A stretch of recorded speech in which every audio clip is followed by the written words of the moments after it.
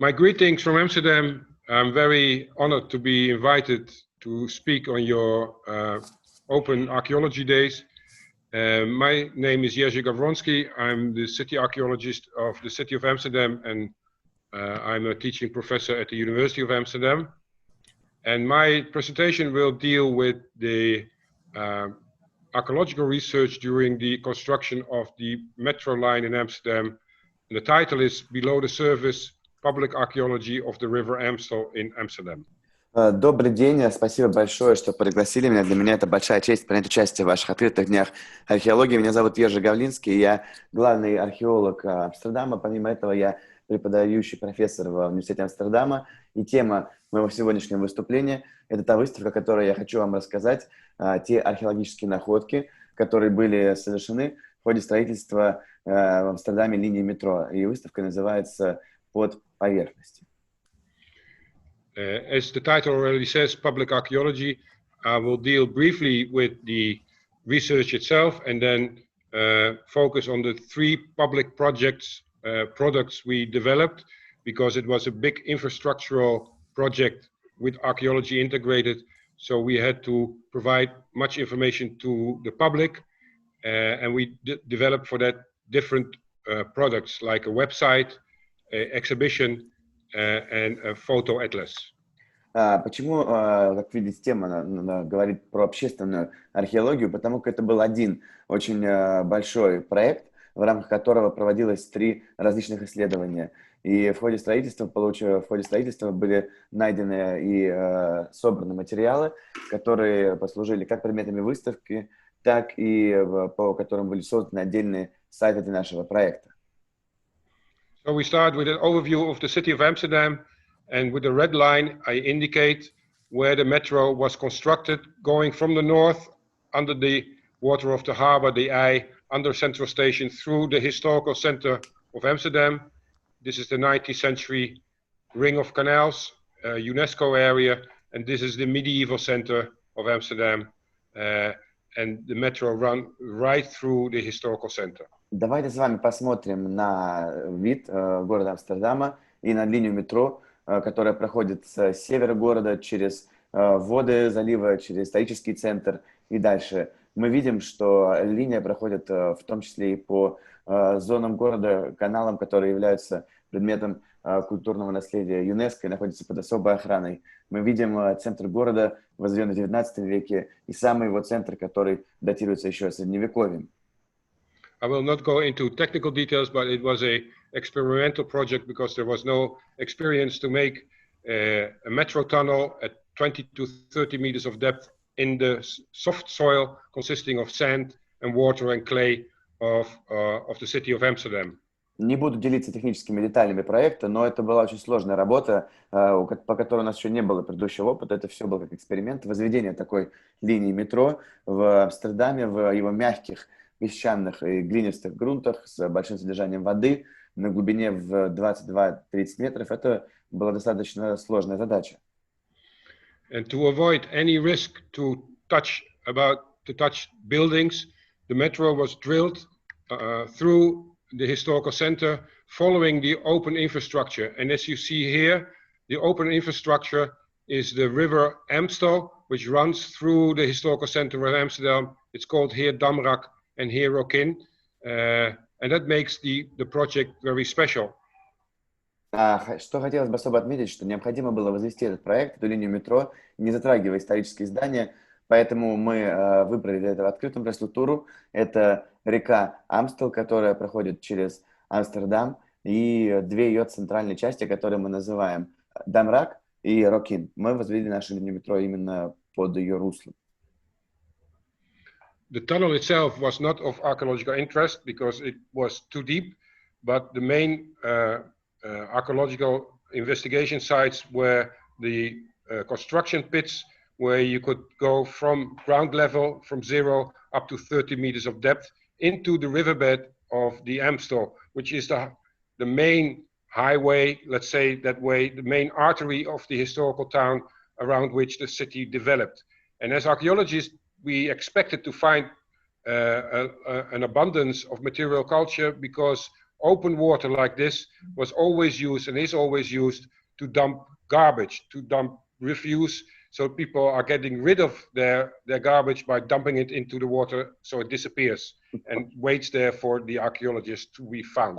Про сам туннель можно сказать, что он не представляет особой археологической ценности, так как он залегает слишком глубоко. Но в рамках нашего исследования особый интерес представляли, во-первых, зоны строительного котлована для линии метро, в ходе которой можно было опускаться вниз по культурным слоям. И, конечно, особый и отдельный интерес представляла собой русло для нас реки Амстел. Видите вот эту зону, которая обозначена и выше, где написано «Рокин», так как всегда ожидается большое количество предметов материальной культуры в реках. Реки всегда были тем, куда люди сбрасывали мусор, избавлялись от ненужных вещей, которые потом дожидались своего обнаружения археологами.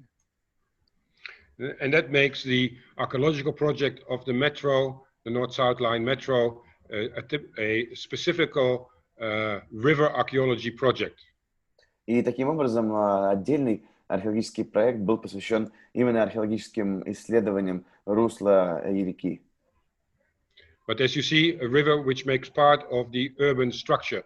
This is Rokin. I will concentrate on Rokin just to explain a little bit about the field method and the excavation work. Rokin was open water till 1937. So from the very early start of the city in 1100 up till the 20th century, this was open water and was a part of the historical city center. Я хочу сказать про реку в ее культурном аспекте и о том, как она вписана в город. Надо сказать, что вот перед вами та часть реки, реки Амстел, на которой мы будем концентрироваться. Она называется Рокин, и с самых ранних времен до 1937 года река была открытая, поэтому прямо в городе находились открытые воды. So now in 2003, Rokin was turned into a building site. Here you see an aerial picture, 190 meters long and 40 meters wide. A construction pit was made for this station till 30 meters of depth, dug from above. И видите, что именно в этой области мы начали свои строительные работы в 2005-2008 годах. Это огромная площадка строительная, 190 метров в длину и 30 метров в ширину, в которой мы возводили котлован, и работы проходили до уровня глубины в 30 метров. And here you see a digital representation. So here you have a very large shoebox, 200 meters long, 40 meters wide, which had to be excavated from ground level 0 till 25-30 meters of depth.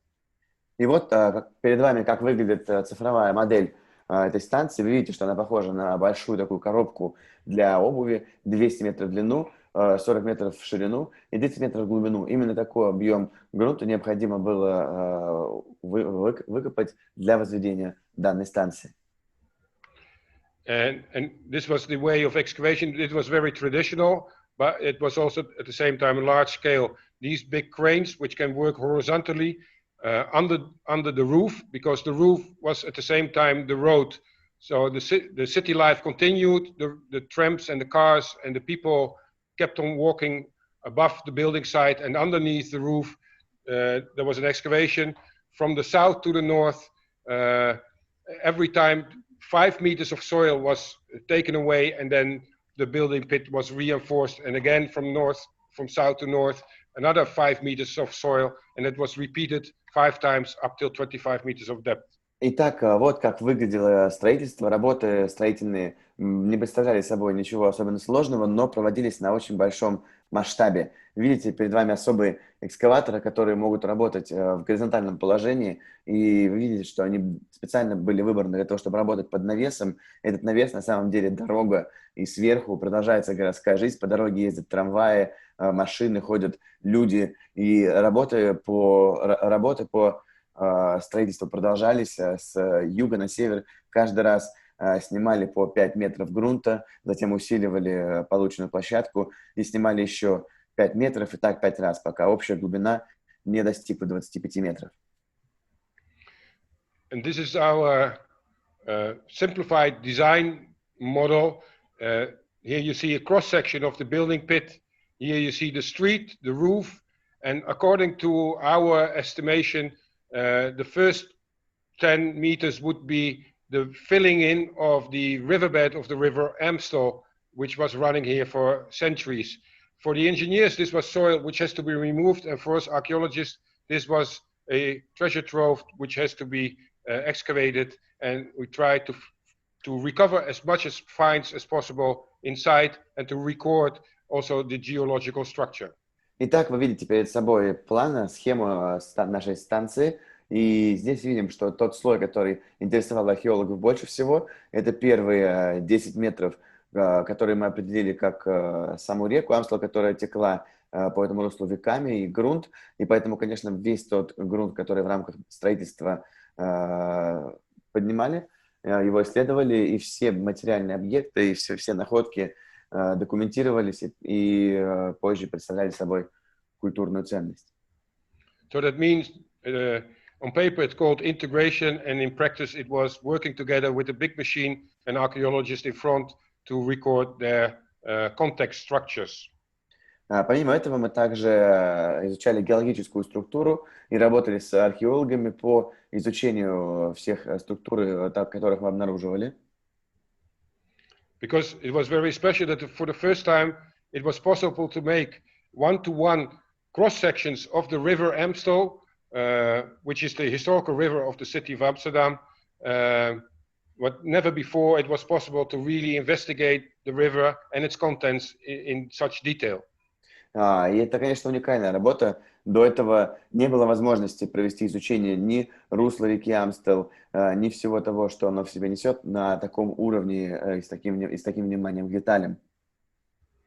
And when we started, of course, the plans had to be assessed and evaluated, and there was beforehand criticism in the sense that archaeologists said, with mainly terrestrial experience, that water is very chaotic, and everything would be mixed and it would be one dynamic chaos. And here you see evidence that despite the water environment, there is systematics and there is a clear chronology in the soil structure of the river. Перед тем, как мы реализовывали наш проект, конечно, его изучали, оценивали, некоторые его даже критиковали. Нам говорили, что вода – это слишком динамическая структура, у нас не получится проследить никакой истории или системы, а просто будет динамический хаос. Но вот перед вами вы видите, как можно проследить хронологию даже по грунту, находящемуся в русле реки. It's almost how a child draws a river in fantasy. This is the sand from 1937, and this black layer is the 19th century with artifacts from that period, 1800. And here you see a third layer, which is lighter, which is the 18th century. And so you go down and down. It's very systematic. You can see the difference between all the different periods in the soil. И вот здесь видите, что это как на рисунке ребенка, когда изображают реку, здесь можно очень хорошо проследить разные структуры и разные эпохи. Белый, светлый песок – это все культурные слои до 1937 года. Дальше мы видим большой черный слой в центре. Это 19 век со всеми его культурными материалами, со всеми находками и предметами. И ниже мы видим более легкий слой, который уже представляет собой все, что было и попадало в реку в 18 и 17 веках. So this was the first 5 meters from, let's say, 3 meters till 7 meters. And here you see the second level, 7 meters till more or less 11. And here you see a completely different river, much wider, with a wide riverbed and very many different river phases. This is, for example, prehistoric time, 2000 before Christ, and this is the historical time from the medieval period. So you see that the river is changing, and for the first time we could really write a history, a geological history of the river as the core of the city of Amsterdam. А здесь можно проследить те изменения, которые река и геологические структуры претерпевали с течением времени. Мы здесь видим, что с разной глубиной залегания 3, 5, 7, 12 метров у нас совершенно разные эпохи. К примеру, буквой R2 здесь обозначен слой доисторический, который образовался в 2000 лет до Рождества Христова. Мы здесь видим средневековые слои и видим, что впервые у нас появилась возможность проследить и систематизировать геологические структуры реки, которая находится в самом центре нашего города. And with digital means, we can translate that into also these visual effects. I will repeat it again. This is like an elevator going from 6 meters till 12 meters, and you go right through the riverbed of the river Amstel, which is in the center, more than 11.5 meters thick, in all different layers from prehistoric till historical time. И с помощью цифровых средств мы можем создать такую визуальную структуру, которая покажет нам как лифт все то, что содержит в себе русло и грунт в реке Амстел с глубины 0 до 12 метров в самой глубокой точке. Можем проследить все слои и все геологические структуры. And all these geological data were put in that digital shoebox, which was in fact the database in a visual form. And with all these data, we could make a digital reconstruction of the riverbed in different phases of chronological development. И все эти геологические данные мы сумели встроить в нашу модель, в нашу коробку из-под обуви, и с их помощью мы можем отследить и смоделировать визуально развитие и изменения, которые претерпевали воды и русла реки Амстел. And for that, we recorded more than 100 of these cross sections and tied them together digitally. Для этого мы сделали и изучили более 100 срезов и соединили их вместе с помощью цифровых средств. Okay, geology and ecology and the environment is part of modern archaeological research, but the second focus of our project was a cultural focus, and that was aimed at writing and discovering a material history of the city of Amsterdam as it can be reconstructed from everything which was fallen into the river or dumped into the river. Геология и история и защита окружающей среды, конечно, это важная часть исследования в рамках данного проекта. Но у нас было еще одно исследование, это уже было исследование культурологическое, которое было посвящено материальной культуре всего обнаруженного нами в реке. Все то, что попадало туда, и всего того, что туда вбрасывали. And here you see just an example of the density of the cultural material in the riverbed of the Rokin. И здесь видите на фотографии характерный пример плотности распространения культурных материалов в русле реки Амстел в районе Рокин. And as the metro project, from an engineering point of view, was technologically advanced and experimental, also there was no standard archaeological research program. We have to invent all kinds of new ways to do our work. For example, we put in this big sieving machine to recuperate as much as fines as possible from the soil which was brought out of the building pits underneath. Здесь мы смотрим на то, с помощью каких инженерных средств мы сумели провести изучение и хранение, исследование этих культурных предметов и материалов. Это большая установка по отсеиванию грунта, с помощью которой мы изучали весь грунт, который поднимался в ходе выполнения строительных работ. So our work has to be practical and maintaining also the scientific standards. And you think this is very coarse and industrial, but in this way we could even recuperate the smallest thing like coins and needles and this thimble from the large mass of material which was transported outside by these conveyor belts. Здесь мы видим, что с помощью этих технологий и промышленного отхода мы смогли находить даже самые маленькие предметы, такие как монеты, иголки, или, к примеру, даже наперсток, который вы видели на фотографии, в том объеме мусора, который с помощью конвейера транспортировался на выброс. And as archaeology, we're very practical because now it was a archaeological machine. Or original, it was a very Dutch machine.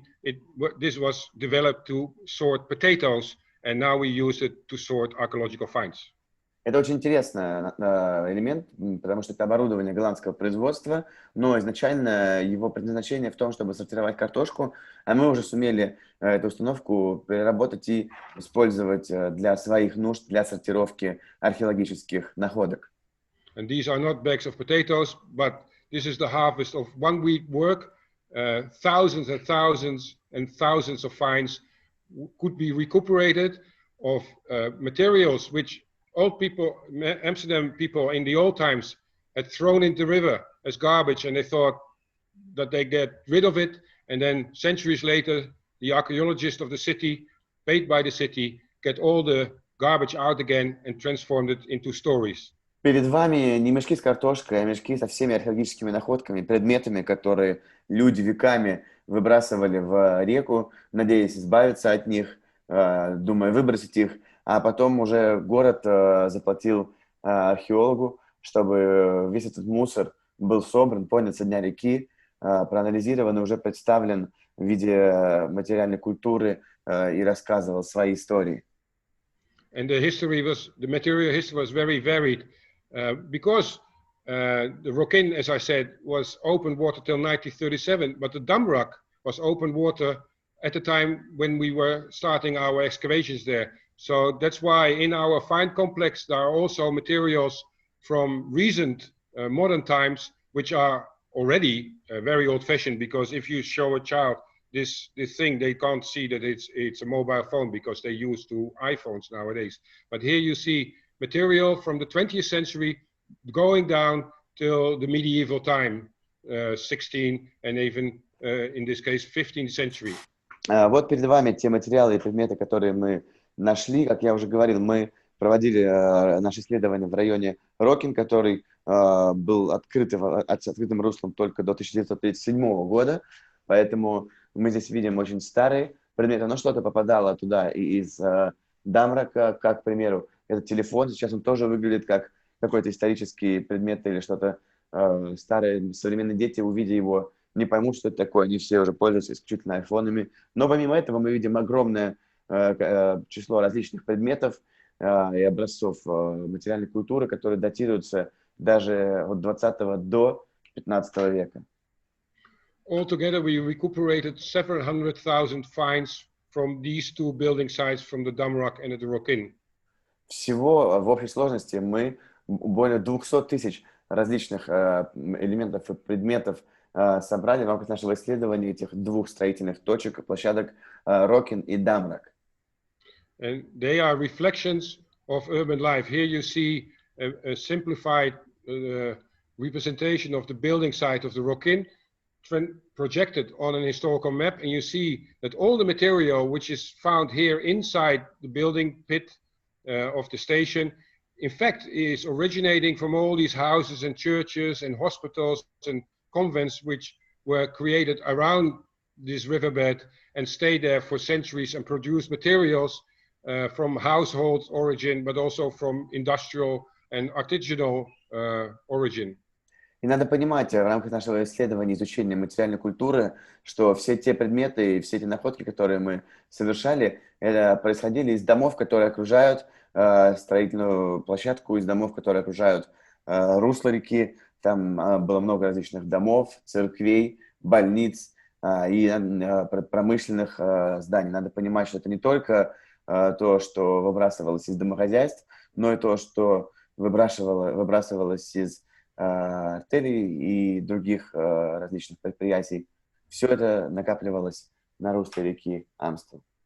So, in fact, because of the excavation, we transformed the river into a machine with data about the cultural life in Amsterdam.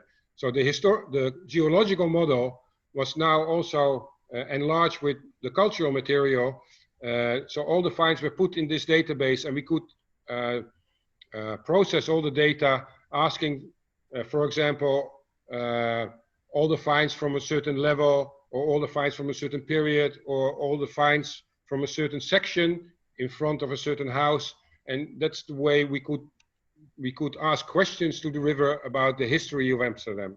И вы видите, что мы сумели совместить в рамках нашей цифровой модели уже не только геологические данные, полученные в рамках исследования, но и наши культурные материалы, все предметы. И мы сумели сделать так, что мы теперь видим и можем следить все, что было найдено в реке по периоду, по секции, по эпохе. И мы таким образом можем задавать реке вопросы и получать ответы про прошлое всех зданий, находящихся на ее берегах. And of course, all the finds first had to be cleaned and identified and registered, because otherwise they wouldn't have any meaning.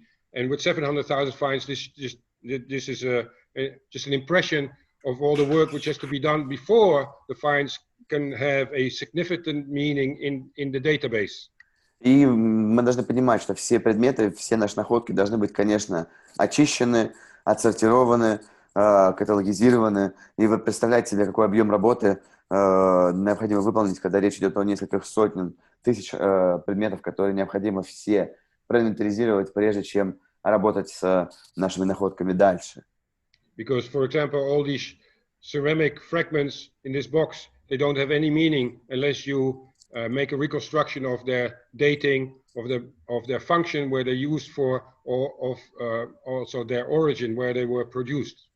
И вот видите, вот этот ящик с керамическими обломками абсолютно ничего нам не расскажет, если только не провести тщательное датирование его, реконструкцию, понимание, для чего он мог использоваться, и если не отслеживать страну происхождения.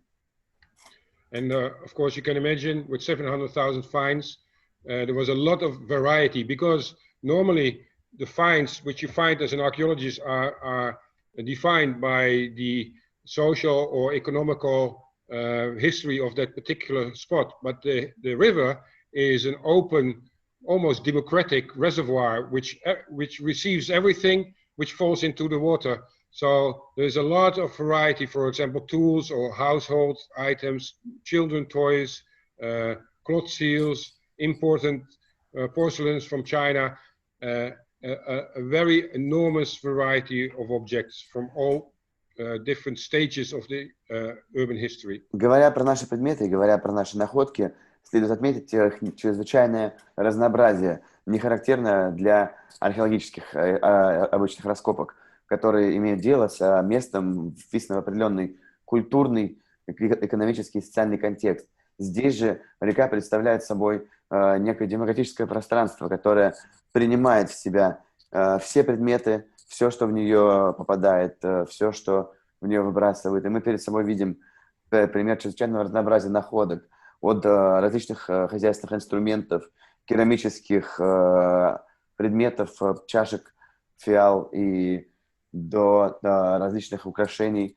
для дома, печатей и редкого китайского фарфора. I'll just show you this as an example of how we organized all the different finds, because we were realizing that we're not looking at individual finds, but all the finds together were a reflection of the city in its entity. So we made a catalog system which represents the city in all its 10 different functions, which we thought were the most obvious functions for a city. And we classified all the different objects and archaeological remains into these chapters and used them for all our different products to present to the public.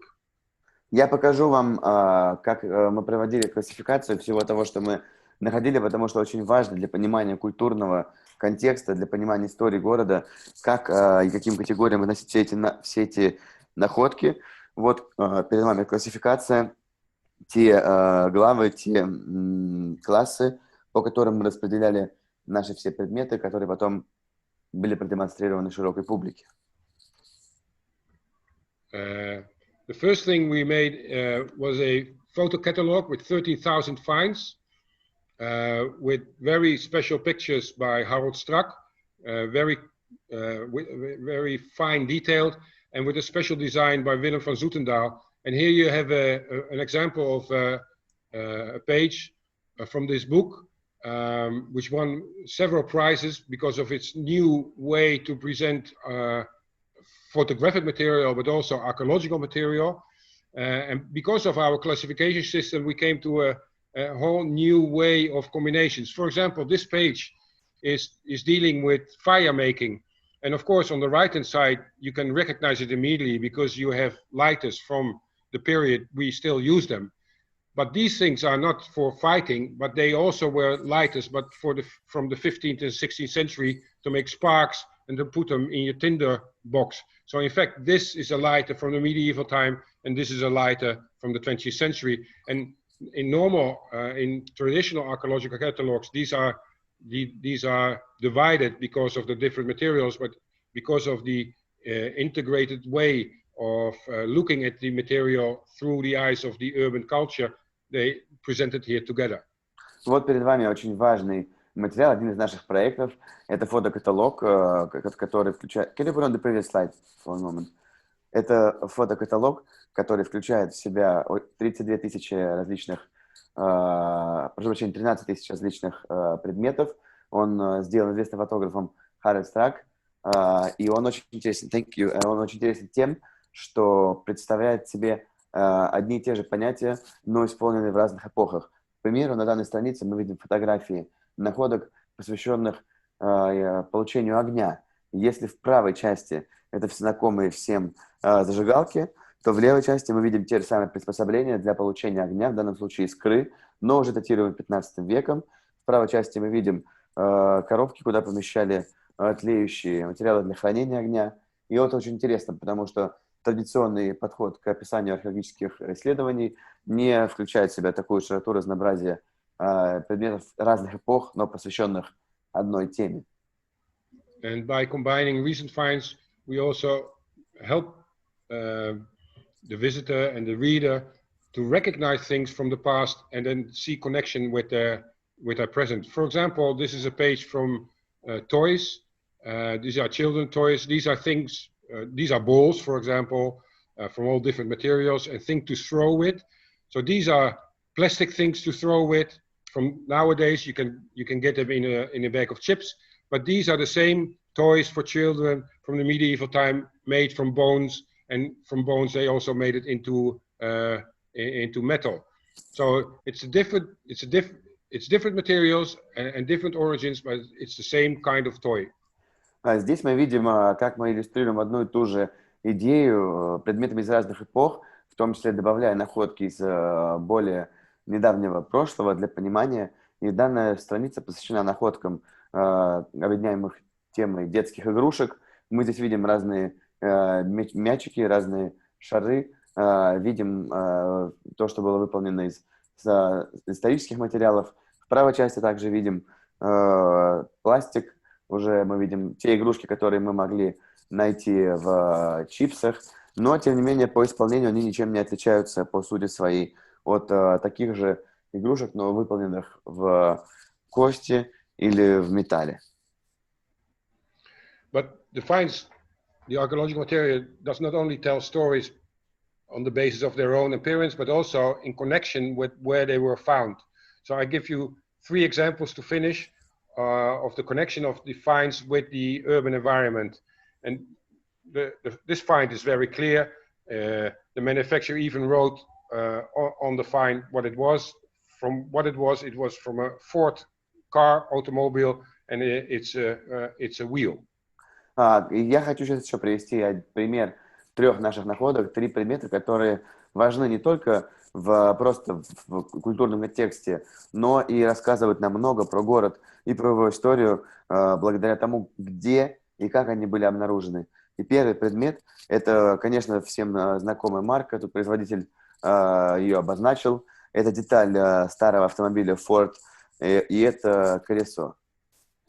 And then, of course, you can ask yourself, why would you, as an archaeologist, do all the work and all the effort and spend all the money to get an old wheel from a car from the river, while these cars are still made, and you can find all the technical details in the archive of the Ford factory in the United States. So what is the purpose of this archaeological find? Конечно, можно спросить, а в чем смысл этой археологической находки? В чем смысл вашей работы как археолога, в том, что вы потратили очень много денег, средств, проработы на то, чтобы найти в русле реки эту деталь, это старое колесо от автомобиля, технические данные которого можно найти в архиве той же корпорации Ford. Because it's connected with a phase of urban development. I showed you the picture in the beginning that the Rokin was open water till 1937, and this is still the case. But because of these accidents, they decided to fill in the Amstel River there to make more space for the new transport means, that is the car.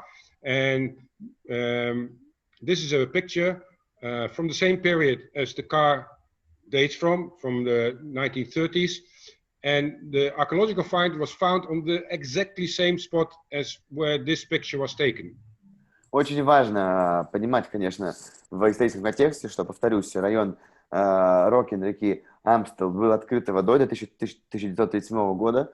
Там проходило много разных инцидентов, аварий. Это связано, конечно, с развитием городской среды, с развитием города и все большим и большим присутствием в нем такого явления, как автомобиль. Потом было решено, конечно, расширить дорогу как раз для машин. Но что надо заметить, что вот это колесо было найдено на том самом месте, которое изображено на данной фотографии. And this is typical for urban archaeology because we as archaeologists use all different kinds of sources, newspapers, photographs, written documents, paintings, maps, everything together with the archaeological finds, with the material culture to reconstruct the past in detail.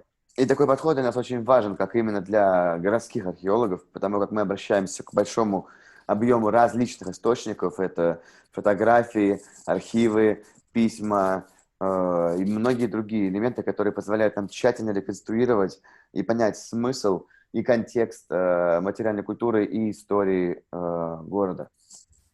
But you need technical expertise in all different fields, because we thought we had a completed story, but then a car specialist mentioned and looked at the details of this car and said, this is not a Ford, this is a Chevrolet, so your story doesn't fit at all.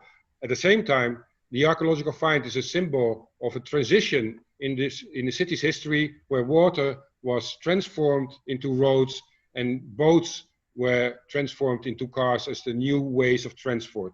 Но здесь, помимо археологической работы, очень важно проводить тщательное исследование предметов материальной культуры, потому как мы по данному случаю поработали с специалистом, который разбирается в автомобилях. Он сказал, на фотографии не Ford, а Chevrolet, поэтому ваша находка к этой фотографии ничего общего не имеет. Но, тем не менее, это очень важно как символ изменения городской среды, как уход от открытых вод реки Амстел к мощенным дорогам, как переход от лодок, как главного транспорта в городе, к автомобилю. And the second example is more traditional. Here you see ceramics of different kinds, and they together make two groups. You have jars with funnels, and you have jugs with an ear. И еще важный предмет, про который я хотел сказать, это керамические изделия. И здесь мы представляем два разных типа керамических изделий, два разных типа горшка. Это горшки с воронкой и горшки с ручкой. And this is ceramic locally produced in the north of Holland. И это характерные для Северной Голландии керамические изделия. And it was used in these workshops. This is the interior of an 18th century sugar factory, because Amsterdam from the 1600s, with the contacts in Brazil and North and South America with its plantation, were domains of slavery. Sugar was produced and it was transported to Amsterdam to be refined. So this is part of the Dutch industry, which is related to the history of slavery also. И вот еще перед вами на гравюре изображен цех 18 века, который показывает там применение этих глиняных кувшинов. Это рафинирование и производство сахара. Надо сказать, что с 16 по 18 века история Голландии тоже имела свои связи с колониями, с Бразилией, с другими странами, в том числе, надо упоминать, где, конечно, к сожалению, использовался и рабский труд, и из всех этих колоний и дальних стран сахар и сырье направлялось в Голландию для его дальнейшего рафинирования. And of this history of sugar trade, sugar production in the plantations, and sugar refinery in the city itself, we found the archaeological evidence in the Rokin. And you see the two different groups, they have two different concentrations. Red is a high concentration of jugs, which is situated here in front of these alleys.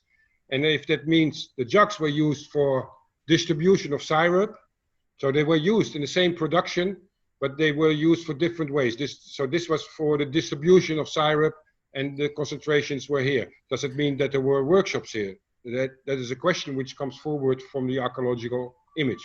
И мы видим по модели, по тому, какие предметы, где и сколько мы обнаружили, мы построили визуальное представление этого и видим, что кувшины с ручкой больше находились вот в этой части, в верхней правой части Рокин, реки Амстел. И они тоже использовались для производства сахара, но цель и предназначение их были другими. Они использовались для розлива сиропа. And these jars were used for the production of the sugar itself, for the refinement process. And here you see a concentration which is completely different than from the jugs in front of these houses here. And we know from historical sources, this house is still standing there, and it was bought in 1603 by Hermanus Pelt, who was an immigrant from Germany, a Protestant immigrant who came to Amsterdam for the freedom of religion.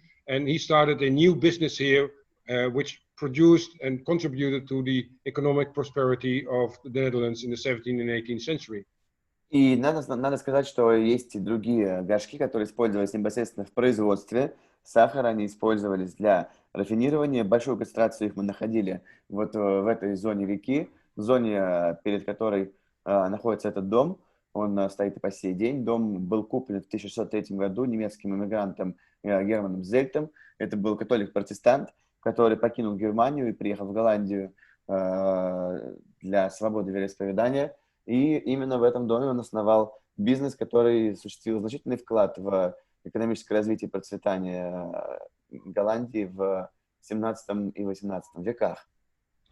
And from an archaeological point of view, these finds also demonstrate and prove that inside the river there is not chaos but systematics, because if the water would have mixed all the finds together, there wouldn't be any difference between the distribution of this ceramics and these ceramics.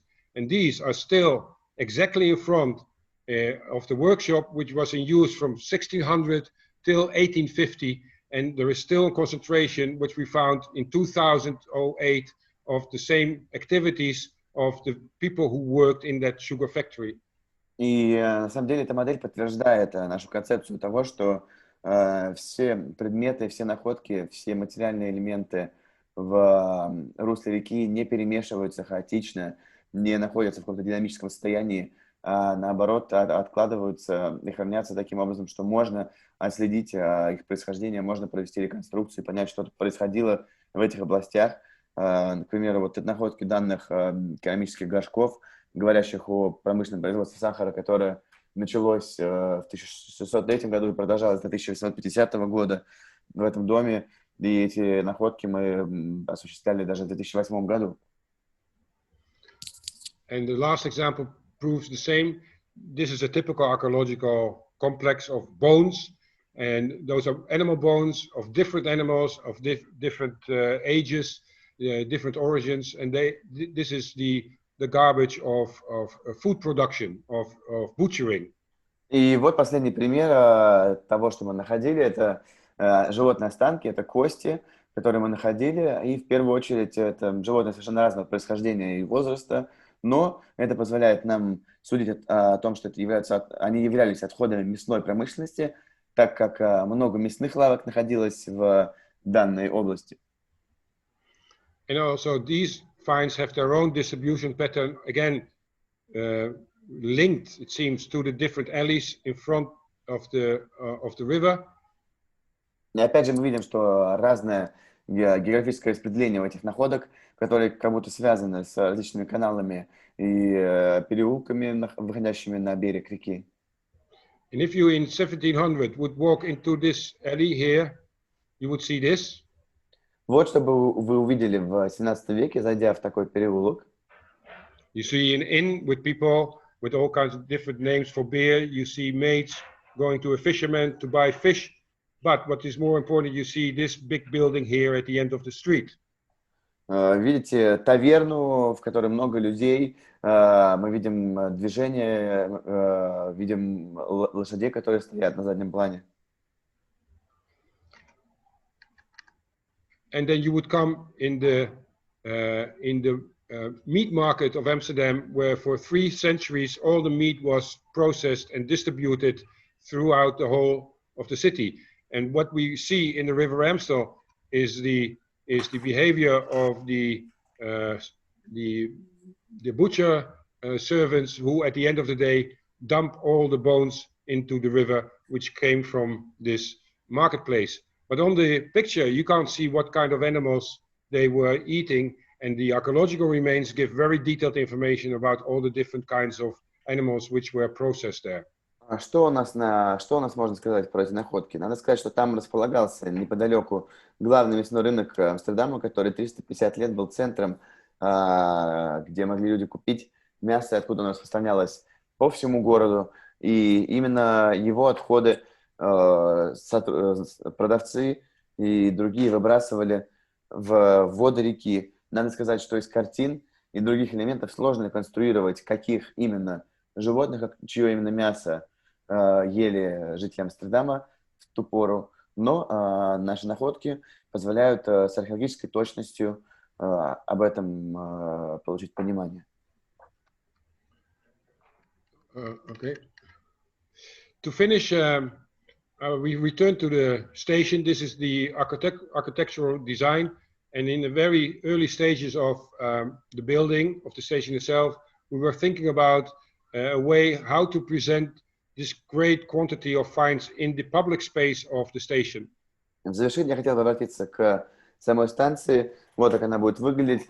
И мы, конечно, хотели продумать о том, как можно встроить в контекст ее все то, что мы нашли, все предметы, все культурные элементы, и как рассказать об этом больше посетителям станции. So a design was made together with artists, because for every station there was an art plan. And for Rokin Station, the art plan theme would be history and archaeology. So 2 artists from France, they made the platform walls, and together with the archaeologists, we filled in the space between the escalators. So this is the platform, and this is the escalator. Вот как выглядит в итоге план. Мы совместно с французскими архитекторами и нашей командой археологов подумали о том, как можно встроить все те элементы, все те предметы, которые мы обнаружили между стенами станции, за панелями. This is also the 190 meters of the building site. Here you see a cross section of the station. И вот она действительно, как и говорилось, станция вся занимает 190 метров в длину. Здесь вы можете видеть ее схему в разрезе.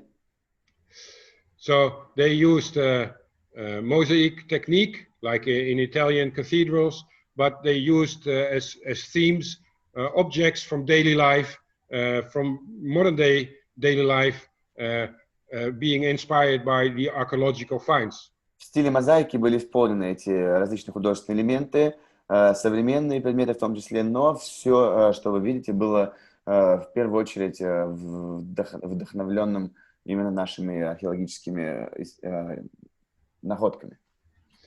And this is the space between the escalators, and this is the design to make a showcase, to place a selection of archaeological finds to be visible for the people who came into the station. Вот как выглядит дизайн этих элементов, и вот как мы можем показывать в итоге и рассказывать людям о всех культурных находках и предметах, совершенных нами в рамках нашего археологического исследования. So together with the artists, we made a design program.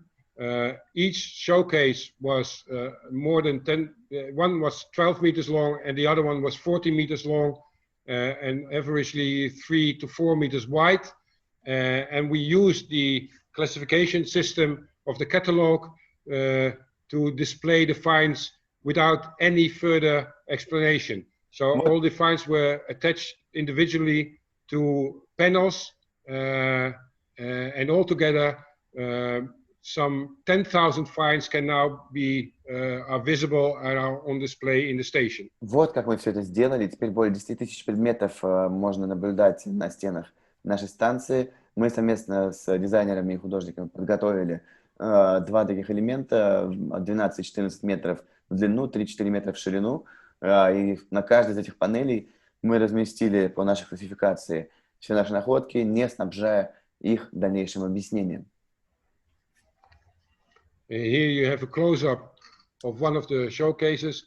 All the finds are fixed with a copper wire, almost invisible, and it is done by the same team who did also the excavation. So from the very start till the very end, the archaeological team was responsible not only for the research but also for the display. И вот вы видите, как в итоге выглядели эти витрины, как они выглядели вблизи. Все объекты, все наши находки были прикреплены медной проволокой, тонкой, почти невидимой. И надо сказать, что работа над этими витринами осуществлялась одной и той же командой, теми же археологами, которые проводили и раскопки. Все они работали этим проектом на протяжении всей его длительности. И все они были ответственны также и за презентацию, за показ всех этих предметов. And here you see an overview of the two showcases, which are lined with the escalators. But there is one small problem: the escalator doesn't stop, and there are so many finds that you can't even make a choice, and you're not prepared as a visitor of the station to a museum display. So we made a third product, and that's a website showing also the display in the station. Вот как выглядят две витрины, которые размещены над эскалаторами. Одна 12, другая 14 метров.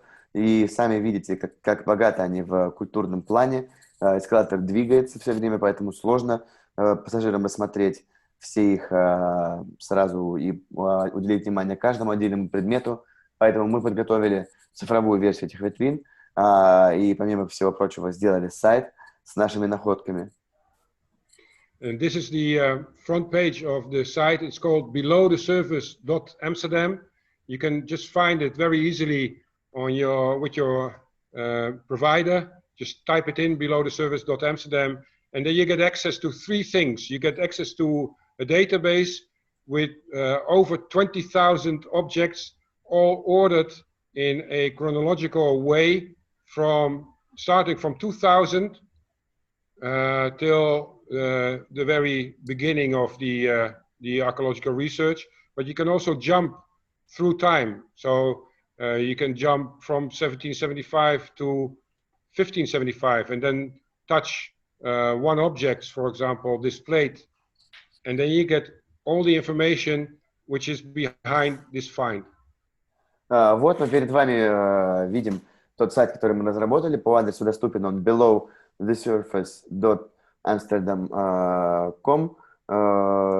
И мы видим, что мы можем смотреть все по времени, не только по эпохам. Мы можем посмотреть, начиная с 2000 года до самых ранних эпох археологических расследований и раскопок. And these are the results of the archaeological project of the North-South Line metro project in Amsterdam. Спасибо большое.